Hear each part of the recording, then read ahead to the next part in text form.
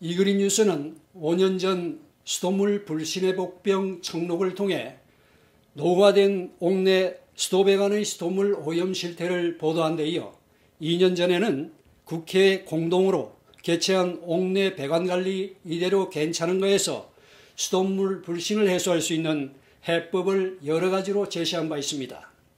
그 이후 사정은 어떻게 달라졌을까요?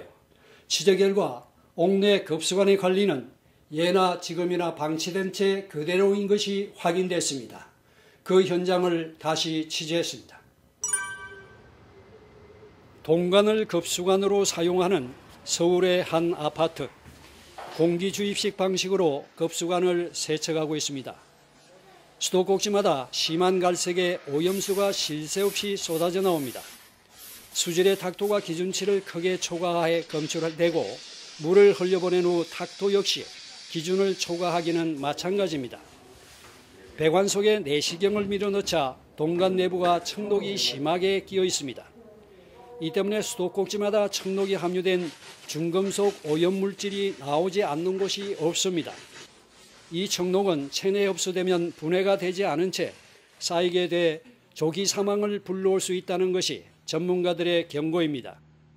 7.9g 정도를 섭취하면은 치사율에 가까울 정도로 아주 위험한 냉동물질이라고 그렇게 알려져 있습니다. 그것이 일본에서는 널리 화학상품 백화사전이라든가 이런 서적에 소개가 되고 있습니다. 동관으로 해서 녹이 나지 않고 관이 막히지 않는다는데 안심하지 마시고 이 청록을 없애는 데 대해서 주기적으로 세척을 하신다든가 갱생을 하신다든가 이러한 노력을 주기적으로 게을리하지 않으면 수돗물에 대한 안전성 담보는 어렵습니다. 이는 환경부가 동재질의 급수관 구리 함량 위생 기준을 리터당 0.1mg으로 강화했지만 이를 초과하는 경우가 대부분입니다. 한 공인기관의 수질검사 결과 서울의 한 아파트 수돗물 세척소에서 기준치의 수백 배가 넘는 다량의 청록이 함유된 중금속이 검출돼 충격적입니다.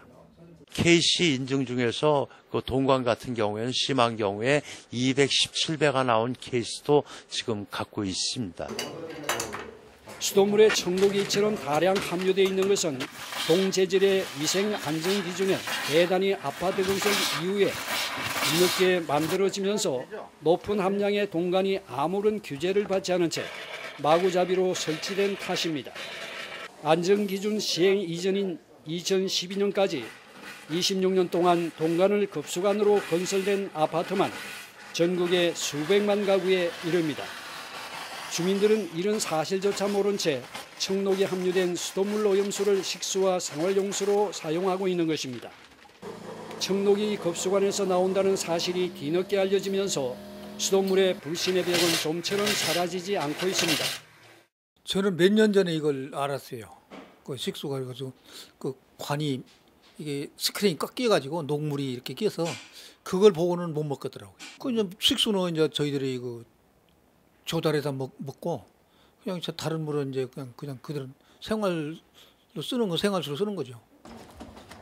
청동 급수관 재질에 대한 뒤늦은 안전 기준 강화에다 사후 관리까지 방치되면서 수돗물의 불신은 갈수록 쌓여가지만 환경부의 옥내 급수관 관리는 제자리 걸음만 되풀이하고 있습니다. 이그린 뉴스 안일만입니다.